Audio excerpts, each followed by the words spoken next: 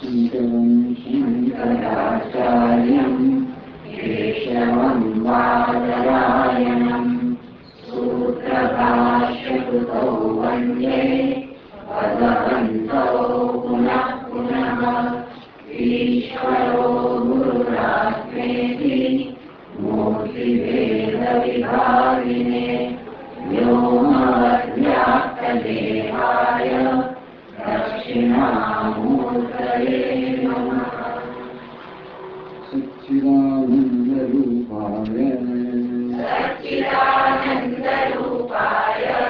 कृष्णाय कृष्णकारिणे नमो वेदान्तवेद्याय गुरवे बुद्धिसाक्षिणे कृष्णद्वैपायनं व्यासं सर्वलोकहिते रतं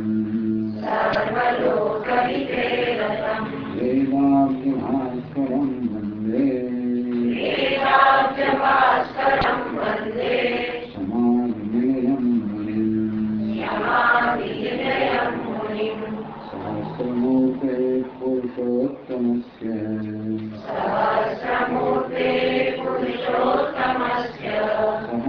सहस्रनाम्नां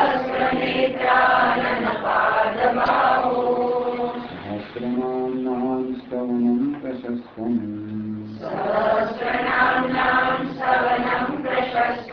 निरुच्यते जन्मजरादिशान्त्यै।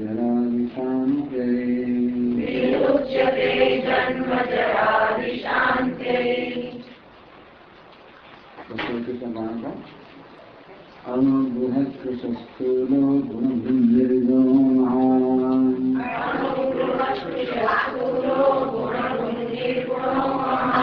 अदृतस्वदृतस्वास्य प्राग्वंशो वंशवर्धनः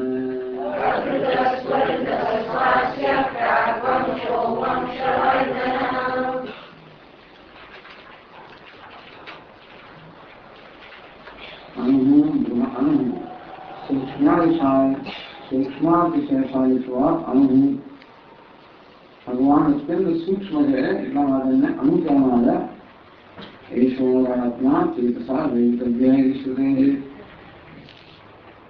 परमात्मा अणु अणु अत्यंत सूक्ष्म से चेतसा वेतव्य है लेकिन सूक्ष्म है बुद्धि भी जानी शकाय क्या है भगवान पर अणु शब्द नो प्रयोग से शास्त्र में अणु એટલે सूक्ष्म सूक्ष्म अतिशयशालित्व भगवान सूक्ष्म सूक्ष्मतम नित्यम सूक्ष्म सूक्ष्म ये इंद्रिय से न पाने शकाय मन से न पाने शकाय न तत्र चक्षुर् गच्छति न वाक् गच्छति न मनः चक्षु अर्थात ज्ञानेन्द्रिय में पहुंच नहीं वाणी अर्थात कर्मेंद्रिय में पहुंच नहीं या मन में पहुंच नहीं अवगम से अवभाषक से प्रकाशक से भी पहुंचती पर है भगवान ने अणु क्या अत्यंत सूक्ष्म है सूक्ष्म अत्यंत जीवो एवं नहीं करा सूक्ष्म ये जानवा अत्यंत कठिन है એટલે કે જે આપણા પ્રચલિત જ્ઞાનના સાધનો છે એ સાધનોની મર્યાદિકા છે અણુ બૃહત બૃહત્વાદ ભૂમહત્વાદ છે બ્રહ્મ બૃહત भगवान अणु क्या आया अत्यंत सूक्ष्म क्या आया बी वाले भगवान बृहत अत्यंत महान मोटा क्या आया कारण है बृहत्वाद गुणत्वाद से बुद्धि खूब वृद्धि रहेगी है खूब वृद्धि करनारो है भगवान चार बाजू बुद्धि पामेला છે ચારે બાજુ વ્યાપેલા છે એટલે એની માટે ભગવાન મહત્વ મહિયાન જે મહાન થી પણ મહાન છે तो ये देश काल वस्तु बंधन व्यापी में पर नहीं रहेगा भगवान अत्यंत महान तो जीवित है भगवान महात्मा सूक्ष्म की सूक्ष्म है महात्मा भाई महान जी महान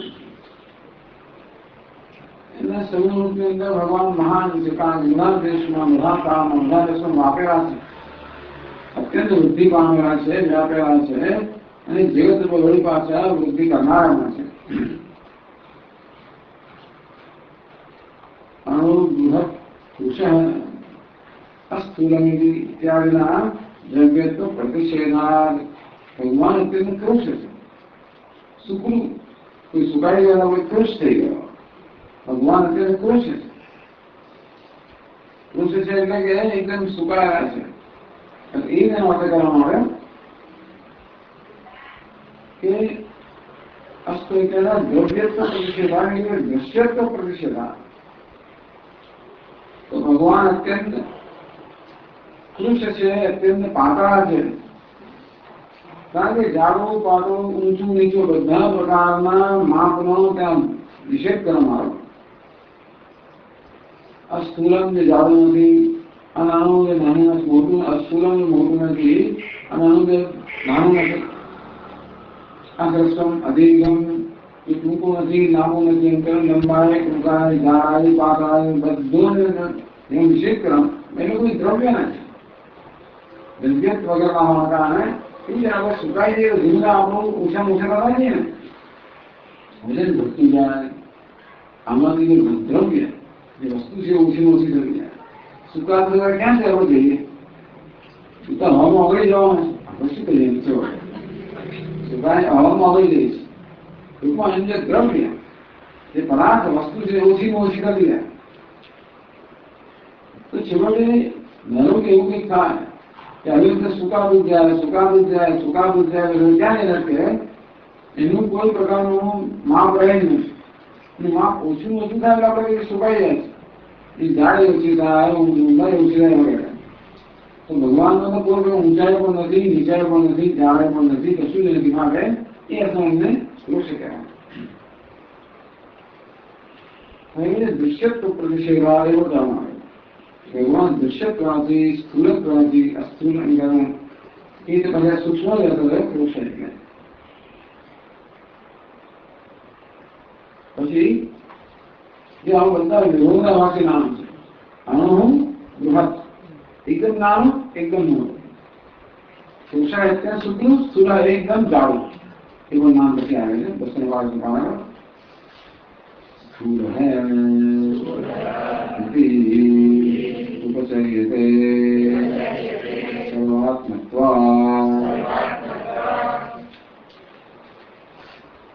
ભગવાન સર્વ આત્માથી માનને સ્થૂળ કહેવામાં આવ્યા. એકદમ મોટા જાડા બધાનો આત્મા હોવાના કારણે વ્યાપક હોવાના કારણે અંદર છે સ્થૂળ પ્રપંચાત્મક સૂક્ષ્મ પ્રપંચ. ભગવાન સૂક્ષ્મ પ્રપંચ. સ્થૂળ પ્રપંચ એ સૂક્ષ્મ પ્રપંચ છે. સૂક્ષ્મ પ્રપંચ ભગવાન હિરણ્ય ગર્ભ કહેવાય. ભગવાન સમષ્ટિ સૂક્ષ્મ શ્રી હોવાના કારણે એમને કૃષ કહેવામાં આવ્યા. સમષ્ટિ સ્થૂળ શ્રી હોવાના કારણે એમને સ્થૂળ કહેવામાં આવ્યા. એકદમ પાતળા, એકદમ જાડા.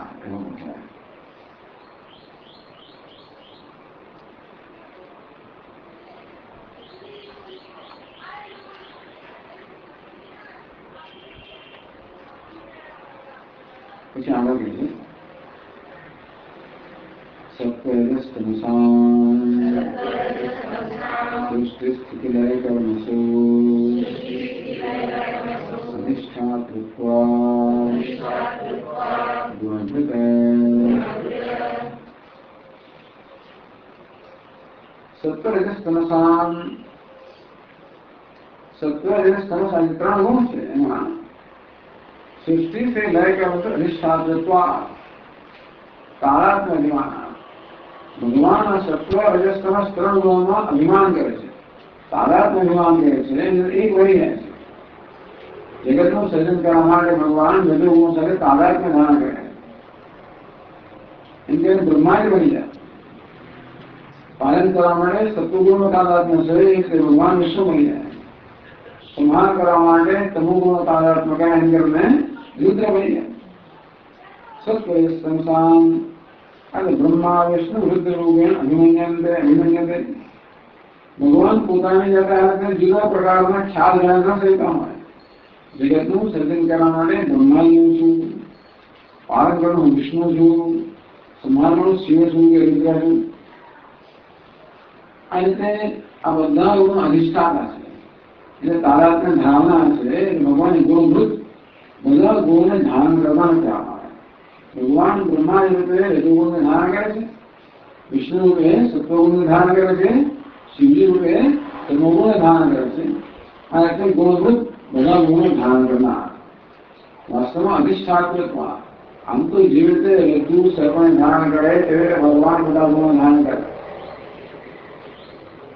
ખરેખર ગુણને ધારણ કરવાના હોય એટલે તાદાત્મ્ય સેવકો હોય કલાકાર થઈ રહ્યો હોય તો ભગવાન ગુણ જેવો બની ગયો.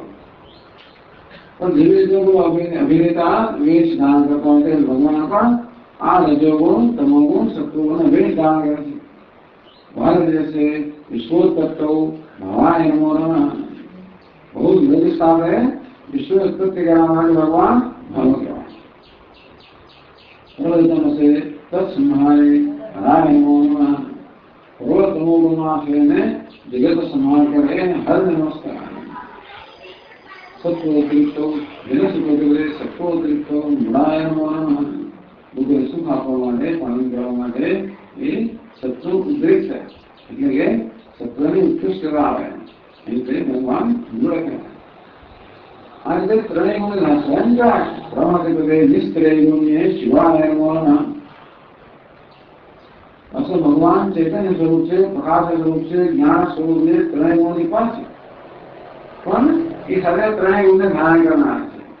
જેવી રીતે અભિનેતા પેલા રાજાથી ભિખારી પણ છે છતાં પણ એ વેશ દ્વારા ત્રણેય ધારણ કરનાર છે. એટલે ભગવાન તો બધા ગુણની પર છે. ગુણ વેશ લઈને જાતની ક્રિયાઓ કરતા હોય સ્વયં તો ત્રણ ગુણની પર છે પણ આ રીતે ગુણને ધારણ કરનાર મૃત્યુ સર્વને ધારણ કરતા गुरु पहले निर्मल का नाम चालू करते वस्तुतः अभाव निर्गुण केवलो निर्गुणश्च विश्रुतः. वस्तुतः गुण अभावात् परमात्मा वास्तव में गुण नहीं. निर्दोषम ही समम ब्रह्म. भगवान निर्दोष से निर्गुण से अबला गुण दोष कई पर गुण दोष से बोला प्रकृति में से उपाधि में से वेश में से भगवान ने गुण दोष से अस्पष्ट कैसे मन निर्गुण से निर्विशेष के निर्दोष कहो निर्गुण कहो निर्विशेष कहो निरुपाधि कहो. ऐसे बद्धा प्रकार की विशेषता निषेध द्वारा जैन निर्देश करना भगवान निर्गुण निर्विशेष स्वयं परंतु પોતાની ઈચ્છાથી એને ગુણ ધારણ કરે તો એટલે સગુણ બ્રહ્મ બને. વાસ્તવિક નિર્ગુણ બ્રહ્મ છે એ જાણે કે ગુણરૂપી ઉપાયને ધારણ કરવાને કારણે સગુણ બને. એ મહાન શબ્દ સમજાવવાનું છે પછી નામ છે શબ્દાદિગુણધિતત્વાદ નિત્ય સૂક્ષ્મત્વાદ नित्य शुद्ध सर्वगतत्वा विनाश प्रतिबंधकम धर्मजातम कर्ततोपि यतः वक्तुं न शक्यं अतः एव महान् आनन्दो शब्दो शरीरः अस्पर्शस्य महान् शुचिः इत्यापस्तम्भः. शब्दादि गुण रहितत्वात् वास्तव भगवान બધા ગુણથી રહિત છે. એટલે ભગવાન મહાન કેમ કહેવામાં આવે? યોગી ગુણાન દોષ અભાવાન નિત્ય કૃત્ય મહાન દેવ છે. દુનિયામાં કે જગતમાં તો મહાન કોને છે? મહાપુરુષ કોને કહે છે? ગુણાન નિમિત્ત કૃત્ય એ વ્યક્તિમાં ખૂબ બધા સદગુણો હોય, દોષ અભાવાંશ અને દોષનો ભાવ હોય. જે વ્યક્તિમાં દોષનો ભાવ હોય અને ખૂબ બધા ગુણ જે ધરાવતો હોય તો મહાન કહીએ. દુનિયાની અંદર મહાન જસ મળે મહાપુરુષ કોને કહે? એ માત્ર ધર્માન છે, પ્રતિષ્ઠિત છે, સત્તાશાળી છે એટલા માટે મહાપુરુષ કૃપાનો આપેલી જે સદ્ગુણોનો ખજાનો દ્વેષા સર્વભૂતાના મૈત્ર કરુણ આ બધાના સદ્ગુણો ધરાવનારને મહાન કહીએ. એ સદ્ગુણો ધરાવતો જો કોઈ દોષ ના હોય અથવા દોષનો અભાવ ઓછામાં ઓછા હોય એને આપણે મહાન કહીએ. એને ભગવાન મહાન કહેવાય. પરમેશ્વરોની ગુણવત્વાદ દોષ અભાવત્વાદ મહાન વિશે ભગવાન પણ બધા સદ્ગુણો ધરાવે છે. तो अनंत कल्याण गुण गणित निलय है. वैष्णवाचार्य के भगवान तो अनंत कल्याण गुण गण भगवान बड़ा प्रकार कल्याण गुण पवित्र गुण सुंदरता जो मधुरता जो धर्मनिष्ठता जो तो राम लक्ष्मण पूर्वजम रघुवरम सीतापति सुंदर सुंदरता जो करुणानम करुणा समुद्र गुणनिधिम गुणों का खजानो विप्र प्रियम जो विप्र ने प्रिय है विप्रो ने प्रिय है. विप्र प्रियम धार्मिकम धर्म मूर्तिमंत स्वरूप राजेन्द्रम राजा श्रेष्ठ सत्य सुंदम तो सत्य में जो व्रत ले शांत मूर्ति जो अत्यंत शांत है. આ પ્રકારે બધા પ્રકારના સદ્ગુણો ધરાવનારા ભગવાન મહાન છે. તો મહાનતા બે કસર નથી મપાવી સદ્ગુણોથી મપાવી. એ શબ્દાદી ગુણ રહિતત્વાદ એના ભગવાનનો કોઈ પ્રકારનો દોષ નથી અને બધા ગુણ છે. તો શબ્દાદી ગુણ રહિતત્વાદ આ શબ્દ સ્પર્શ રૂપ રસ ગંધની વિશેષતાઓ છે. આ વિશેષતાઓ જ્યાં હોય ત્યાં હંમેશા મર્યાદા. બીજી વસ્તુને સ્પર્શ કરી શકાય સાંભળી શકાય જોઈ શકાય એટલે એમાં શબ્દ સ્પર્શ રૂપ રસ ગંધ કોઈ પ્રકારની વિશેષતાઓ બધા મર્યાદિત થવાના. શબ્દાદિ ગુણ રહિતત્વાદ ભગવાન તો અશબ્દમ અસ્પર્શમ અરૂપમ અવ્યયમ તથા રસમ નિત્યમ અગંધવત એટલે કે જેને આંખથી જોઈ ન શકાય કાનથી સાંભળી ન શકાય ત્વચાથી સ્પર્શી ન શકાય આ બધા પ્રકારની વિશેષતાઓથી પાડે એટલે આ દોષ છે. અને વિશેષતાઓ ઉપાધિ આપે ઉપાધિ ખરેખર વસ્તુને મર્યાદિત કરનાર છે. જેટલી લાંબી ઉપાધિ હોય એમએ ને પીએચડી ફલાણા ઠીકાણા જેટલું વધારે જાય એટલું વધારે સંબોધિત કરવું. બધા હાઈસ્કૂલમાં વધારે વિષય લીધા વિજ્ઞાન વધુ લીધું પછી આર્ટ્સ વધારે એટલે બીએમાં તો વિષય ઘણા જતા ખાલી સંસ્કૃત હોય ગુજરાતીમાં એમાં મજા ગુજરાતી વગર બધી સંસ્કૃત હતી. પીએચડી કરે સંસ્કૃતમાં માત્ર રામાયણ વાલ્મીક રામાયણ એની ફેલોશિપ કરતા માત્ર રામદેવ ફલાણું અમુક જ ચરિત્ર અને જેની ઉપાધિ વધતી જાય તેમ માણસ વધારે જાણે કે મર્યાદિત થવા જાય. આપણે પણ જેટલી વધારે ઉપાધિ હોય એટલા વધારે મર્યાદિત થઈ જાય. તો આ બધી ઉપાધિઓથી રહી જવાના કારણ ભગવાનને મર્યાદા રહી નિત્ય સૂક્ષ્મત્વા ભગવાન સૂક્ષ્મતાનું પણ કોઈ પાર જ નથી. નિત્ય શુદ્ધ સર્વગતત્વાદના છે પ્રતિબંધકમ ધર્મજાતમ. જે બધી વિશેષતાઓ છે ને એ આપણી અનંતતા જે છે ને એની અભિવ્યક્તિમાં આડે આવે છે. વાસ્તવમાં આત્મા આનંદ છે. આપણે સર્વ આનંદ છે છતાં પણ અનંતતામાં આડે આવનાર શું છે? હું મનુષ્ય છું, સુખી છું, દુઃખી છું, સારો છું, ખરાબ છું.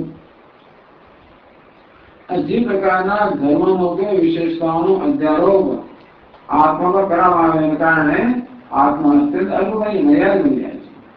ટૂંકમાં આ બધા જે આપણે ગુણો કહીએ વિશેષતાઓ કહીએ એ બધી આપણી અનંતતાની અભિવ્યક્તિમાં અવરોધરૂપ છે.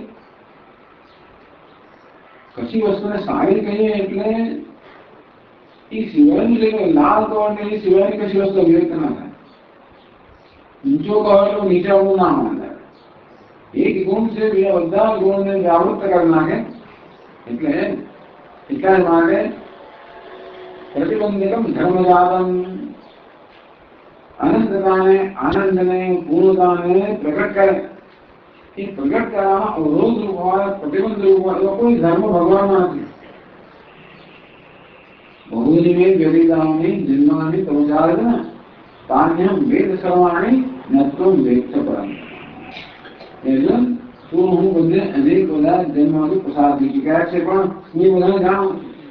મારા જ્ઞાનમાં અજ્ઞાન આવરણ વિક્ષેપને કોઈ પ્રકારનો અવરોધ નથી. ભગવાન કે મારી સર્વજ્ઞતાને પ્રગટ થવા માટે અવરોધ નથી. જે ધારેલું જ્ઞાન જે છે એ તો અજ્ઞાનને કારણે જ્ઞાન અવૃત થઈ ગયું. એટલે આપણે આટલું જાણીએ છીએ. આપના જ્ઞાન સ્વરૂપ છતાં પણ એની સર્વજ્ઞતાની અભિવ્યક્તિ અનેક અવરોધ છે. આમાં કોઈ અવરોધો कोई विशेषता भगवान तर्क तो भी तो वक्त न शक्य तर्कथी पर भगवान कोई प्रकार की विशेषता हो भगवान ने मर्यादित करना होगा जो है भगवान ने अल्प बना कुछ तर्कथी में करता ना करे भगवान क्या है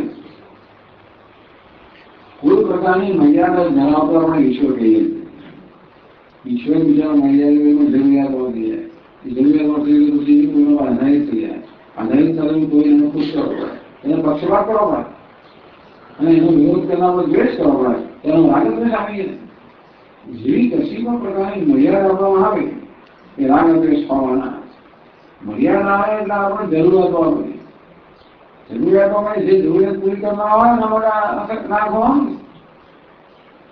એ જરૂરિયાતમાં આવ્યા હોય રસ્તા હોવા હોય ચાર જણ હોય રિક્ષા જોઈ તો મને પેલી વાત કરી ને खाए तो बोलते हमारे पास जल्दी ले जाए पाचा वाला आगे जरूर है मारे જે વસ્તુ પ્રાપ્ત કરવી છે એ પ્રાપ્તિમાં કશું આરામમાં દેશનું પ્રાપ્ત મળે રિક્ષામાં કોઈ કેટલા વર્ષો જોડે કરવો એની પાસે અપાય આપો રાગે થવાનું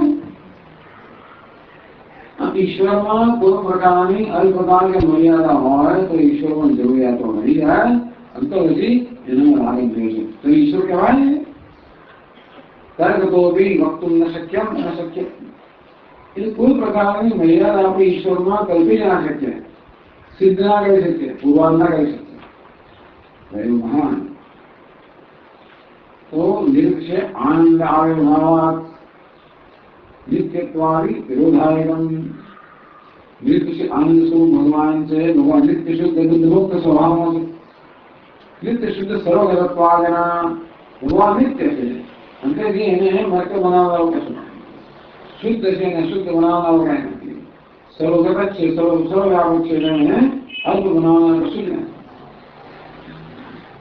आज भगवान इन्हें महान कहना आपस्तंभ वाक्य कहना अनंगो सिद्धो शयो स्पर्शस्य महान श्रुति अंग नदी शब्द नदी शरीर नदी स्पर्श नदी અને અત્યંત મહાન છે અને સૂચિત પવિત્ર તો બધા ગુણ જેનામાં બધા દોષ નથી રહિત છે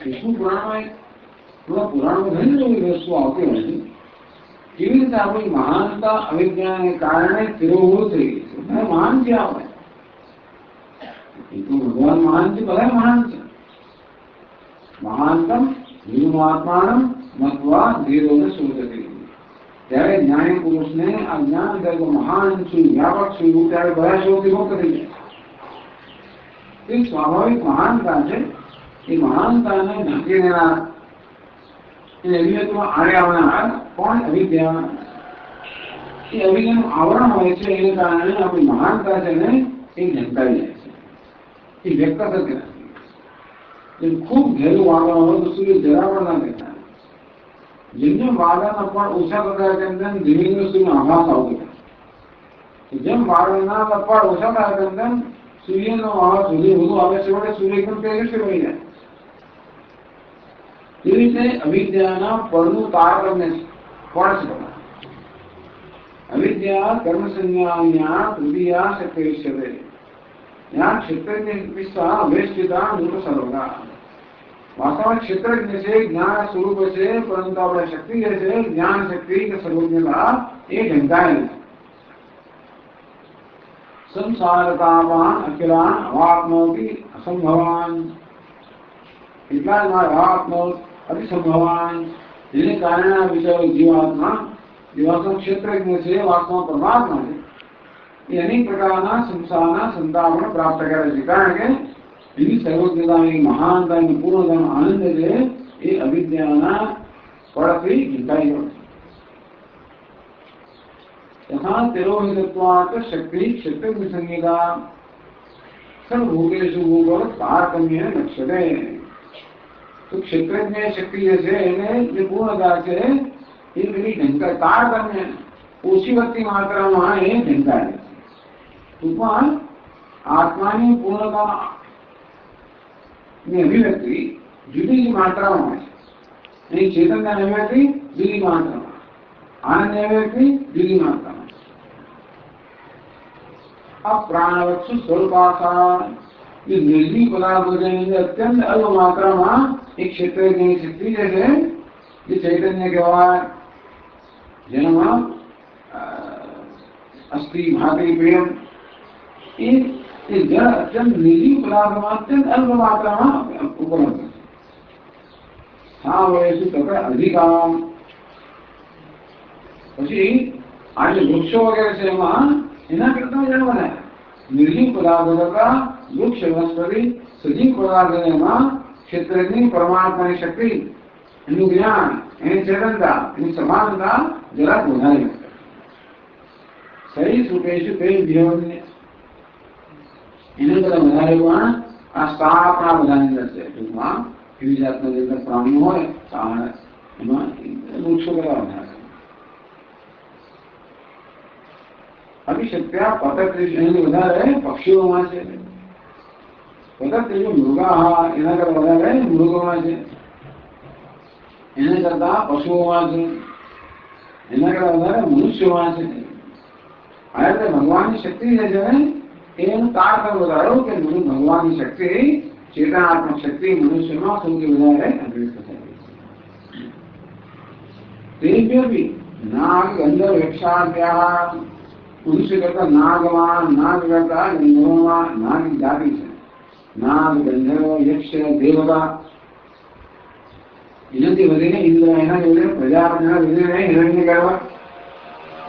આ પ્રકારે આનંદની અભિવ્યક્તિ જે છે એ બદલાઈ જાય છે ઉપાધિ પ્રમાણે. તો ભગવાનમાં અજ્ઞાનની કોઈ આવરણ આવવાના કારણે ત્યાં આનંદ અને પૂર્ણતા સતત અભિવ્યક્ત માટે એનું મુખ્ય અર્થમાં મહાન કહેવામાં આવે.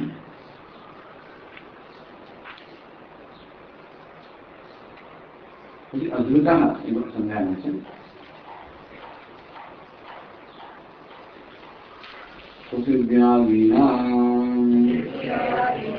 ભારતામપી ભારકત્વાत् ન કેનચિત ક્રિયતે ઇતિ અદ્ભુતઃ. પૃથિવ્યાદીનાં ભારકત્વેન પ્રસિદ્ધાનાં. આ જગતને ધારણ કરનાર તો ઘણા ધારકો છે. પૃથ્વી બધાને ધારણ કરનારી છે, એને ધારણ કરનારનો શેષ નામ છે. આ દિશાઓને ધારણ કરનાર દિગ્ગજ છે. આમ આ રીતે ધારક એટલે ધારણ કરનાર તરીકે પ્રસિદ્ધ છે. દિગ્ગજ કહેવાય, દિગ્પાલ કહેવાય, શેષનાગ કહેવાય, પૃથ્વી કહેવાય. આ બધા ધારણ કરનાર ધારક પણ એ બધાને ધારણ કરનાર કોણ છે? જે બીજાને ધારણ કરે છે એવા શેષનાગ કહો, પૃથ્વી કહો, પછી દિશાના હાથીઓ કહો, દિશાના દેવતાઓ કહો, આ બધા ધારણ કરનાર પણ પરમાત્મા માટે. તો પ્રશ્ન એમ થાય કે ધારણ કરનાર છે એને ધારણ કરનાર બીજે પાસે જે પૃથ્વી આપણે ધારણ કરે છે તો આકાશ પૃથ્વી ધારણ કરે એનું કરતા કદી ભગવાન આપણે ધારણ કરે. ધારણ કરનાર કોણ?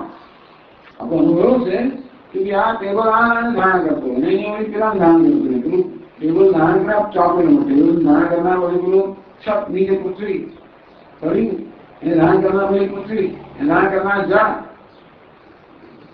દરેક ધારણ કરનારનું ધારણ કરનાર તો બીજું હોવાનું. તો બધાને ધારણ કરનાર ઈશ્વર છે એને ધારણ કરનાર કોણ? એટલે કે ન કે ધ્યેય ये बधाने धारण करना है, परंतु जेने कोई धारण करना नहीं। अद्भुत है। अद्भुत એટલે તેને ધારણ કરવામાં આવ્યો છે। અદ્ભુત એટલે જેને ધારણ કરવામાં આવ્યું નથી, અર્થાત જેને કોઈના આશ્રયની આવશ્યકતા નથી।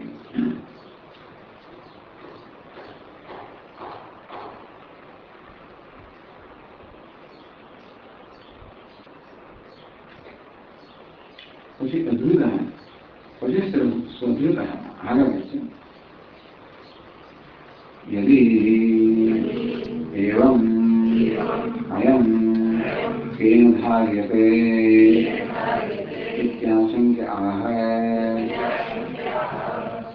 स्वीलिंग आत्मना धार्यते इति स्वद्भुतः स भगवः अस्मिन् प्रतिष्ठितः इति स्वे महिम्ने इति श्रुतेः। अद्भुत है कि बुद्धियां धारण करना से तो यदि ये हो कि बुद्धियां धारण करने से अयम केन धारयति, तो ये धारण करना कौन है? ये चिंता करें तो तुम बुद्धियां पकड़े तो तुमने धारण करना कौन है? तो हम चले ना गोविंदा गोविंदा लेकिन को भी लेते हैं बहुत से ऊपर है धारण करना करता है छेवल है। अब बुद्धियां धारण करना सब नीचे और पहले धारण करना दूसरे को कहेंगे तो बुद्धियां धारण करना ईश्वर है। तो अयम के धार्यते तो भगवान ने धारण करना कौन है? इस शंका उत्तर में कहते स्वद्भुतः स्वेनैव आत्मा धार्यते स्वद्भुतः ये पोता है धारण करे जितना पोता धारण करे एक ही वेद सब भगवान कस्मिन् प्रतिष्ठिता यदि आ वाक्य तो छंदों के ऊपर से लेવામાં આવ્યું। सनत कुमार ने नारद मुनि संवाद में काम से सह एक परमात्मा यत्र नान्य पश्यति नान्य शृणोति नान्य विजानाति स भगवान। परमात्मा व्याख्या कराना यत्र नान्य पश्यति अद्वितीय है। अद्वितीय होने के कारण जहाँ दृष्टा दृश्य प्रकार भेद नहीं, नान्य शृणोति श्रोता श्रोता को भेद नहीं, नान्य विजानाति ज्ञाता है ये को भेद नहीं। अब बधा प्रकार भेद निवृत्त नहीं गया से घुमा इस ब्रह्म से ये सर्वव्यापक है।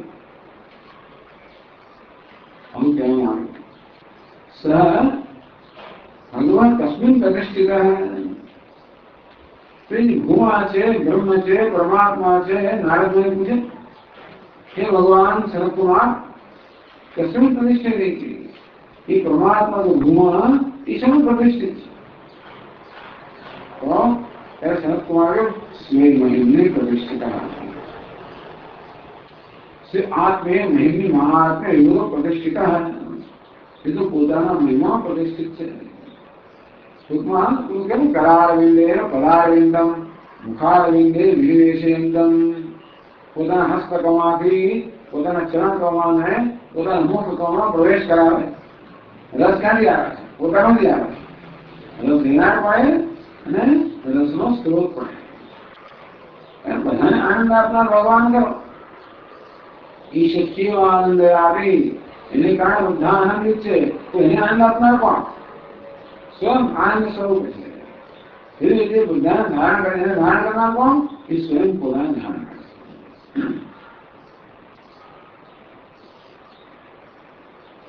પછી कहते कि नहीं तो महिमाओं में प्रतिष्ठित नहीं अप्रतिष्ठित अनाश्रित है भूमा टूकमा वास्तव में महिमाओं पर महिमा की कोई जरूरत नहीं प्रतिष्ठा है स्वरूप है।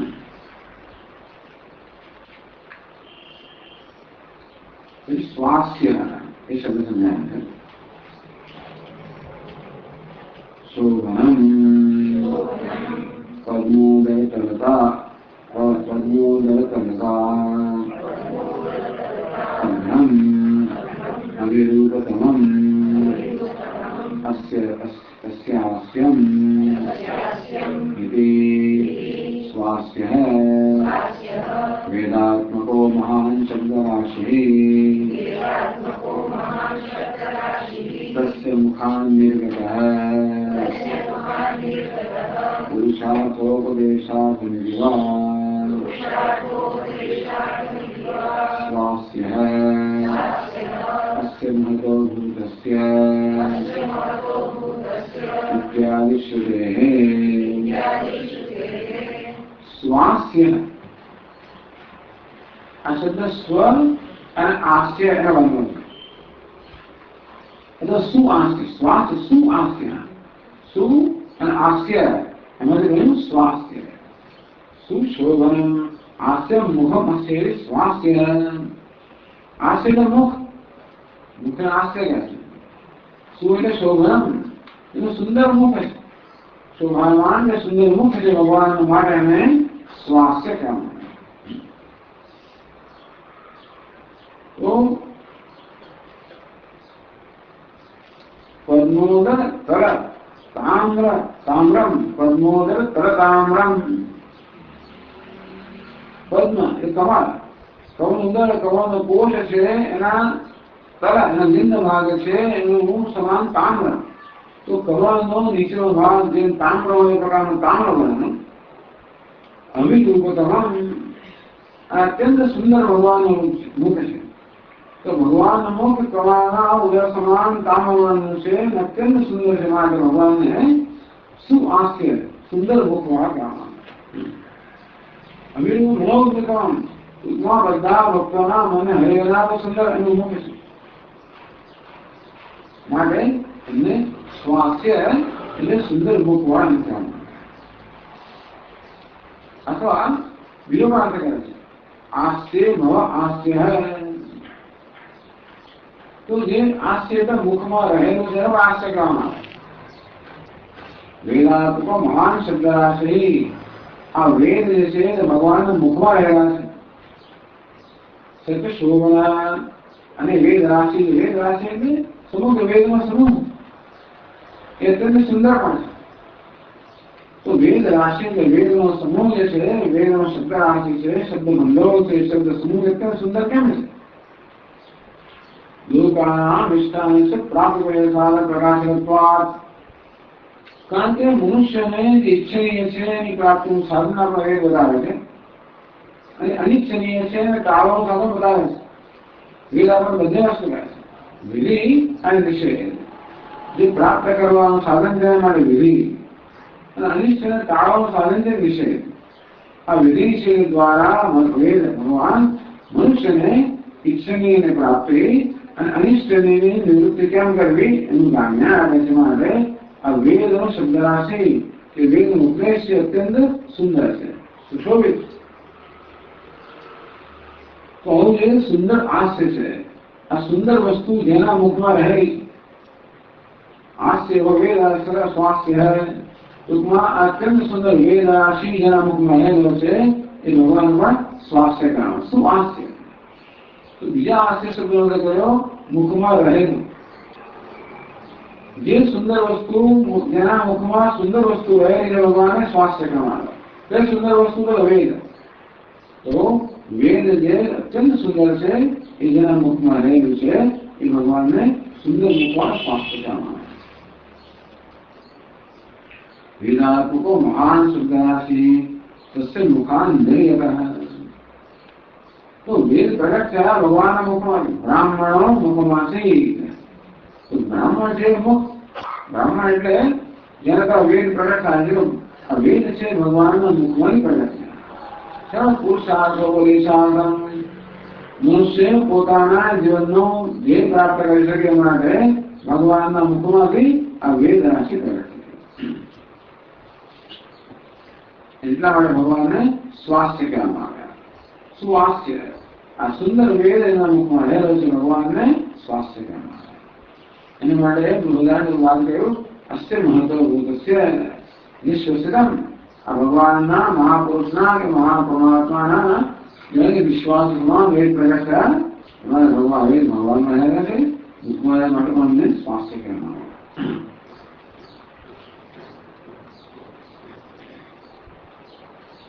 प्राग्वंश ये शब्द समझाया अन्यस्य वंशिनः वंशः पाश्चात्याः अस्य वंशः प्रपञ्चः प्रागेव न पाश्चात्यः इति प्राग्वंशः। वंश प्राग पहला तो प्रागेव प्रभुत्व वंशस्य जो वंश पहला भी प्रवृत्त है वंश का अपनी सफल संतान तो भगवान का वंश क्या नहीं शुरू करो पहले शुरू है बस बिना कोई ना वंश शुरू किया हम तो सप्तर्षियों के वंश शुरू किया वशिष्ठ वगैरह अपना सप्तर्षियों ने ये बस अपना શું કહેવાય એને પ્રથમ પુરુષ કહેવાય પ્રથમ પિતા કહેવાય એમના બધા સંતાનો છે તો આદિ પુરુષ પણ આ વશિષ્ઠ વગેરેના વંશ તો પછી શરૂ થયા એ બધા પહેલા જે વંશ શરૂ થઈ ગયો છે ભગવાનને પ્રાગ વંશ કહેવામાં પ્રાગ એવો પ્રવૃત્તો વંશ હિરણ્યગર્ભ વગેરે જે છે ભગવાનના વંશ જ કહેવાય જે પેલા પ્રદ્યુમ્ન ભગવાનનો વંશ જ કહેવાય ને प्रद्युम्न अनिरुद्ध भगवान कृष्ण वंश लव कुछ भगवान का वंश तो भगवान नारायण वंश कौन ब्रह्मा हिरण्य कहता विराट हिमालय पशी બધા સપ્તર્ષિમાં પશી હતા ને ભગવાન વંશ છે બીજા બધાના વંશ કરતા પહેલા પ્રવૃત્ત થયો માટે એને પ્રાગવંશ तो प्राग प्राग कल्पी अपनी वंश प्रपंच से वंश का प्रपंच जगत जन वंश से ये पहले ही प्रवृत्त से अंतिम मैंने प्राग वंश का प्रपंच है ये वाक्य वंश प्रपंच है प्राग एवं पाश्चात्य है कि अब आ जगत से भगवान वंश से तो उसे कहने शुरू करो कोई उत्तर देने ये तो अनादिकार्य प्रवृत्त है ततः पदम तत् परिमार्जितव्यं यस्मिन् गतान् निवर्तन्ते भूयः तमेव चार्यं पुरुषं प्रपद्ये यतः प्रवृत्ति प्रसुता पुराणी और पुरानी प्रवृत्ति જે પ્રગટ થઈ છે અને વંશ તો ચાલ્યા કરે છે અનાદિકાળ અને પ્રાગવંશ તો વંશ શબ્દનો અર્થ વંશ આપણો કરવાનો સંસંગતિ भगवान की संतति या जगत से प्रपंच जैसे है जो पहले से चालते आए हमारे ने प्रागवंश क्या हमारा एवं सर्व कल्पनाय वंश कर दो एक से परमेश्वर से हिरण्यगर्भ में भगवान वंश है ब्रह्मांड भगवान वंश है हम लोग कहे हैं कि તમે કહો કે સ્વામીની બુદ્ધિ પ્રવૃત્તિ બ્રહ્માંડ છે નથી બધા બ્રહ્માંડ વંશ છે તો બ્રહ્માંડ વંશ છે દરેક દરેક કલ્પમાં બ્રહ્માણી બદલાયા કરે એક કલ્પ એટલે બ્રહ્માણીનું 100 વર્ષ એ બ્રહ્માણીનું આયુષ્ય 100 વર્ષ પૂરું થાય એટલે બ્રહ્માણીમાં ગયા આજે બ્રહ્માણી એટલે ભલે આખા કલ્પમાં બ્રહ્માણીનું વંશ કહેવાય તો બ્રહ્માણી પોતે પણ વંશ છે એ બધા જ કલ્પની અંદર જેટલા પ્રપંચો છે એ બધા જણા વંશ છે ભગવાન કહે છે પ્રાગવંશ वंशवर्धना वंशं प्रपंचं वर्धयन् छेदयन् वा वंशवर्धना तो वंश ने वर्ध करना वर्ध छेदन पूर्ण हो वर्ध धातु છે એનું પૂર્ણ કરવું કે છેદ બંને કરવા પડે છે वंश वर्धन जो वंश ने पूरा करना है तो वंश छिन्न करना पड़े स्थिति काल है जगत નું સર્જન કરેલ ભગવાન આ વંશ પ્રપંચ વંશ છે એની વૃદ્ધિ કરના છે જ્યારે પ્રલય આવે ત્યારે આ પ્રપંચ વંશ છે એનું છેદન કરના છે એ બંને ભગવાનને વંશવર્ધન એટલે વંશની વૃદ્ધિ કરનાર અથવા વંશનો છેદ કરનાર તો સ્થિતિ જ્યારે હોય उत्पत्ति स्थितियों वृद्धि करना प्रलय अवस्था छेदन करना भगवान ने वंश वर्धन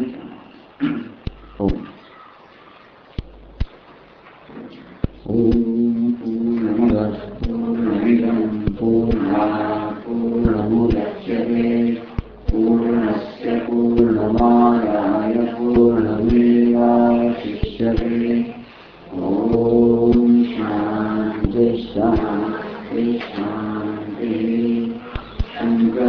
शङ्कराचार्यम् केशवं बादरायणम् सूत्रभाष्यकृतो वन्दे भगवन्तौ पुनः पुनः ईश्वरो गुरुरात्मेति मूर्तिभेदविभागिने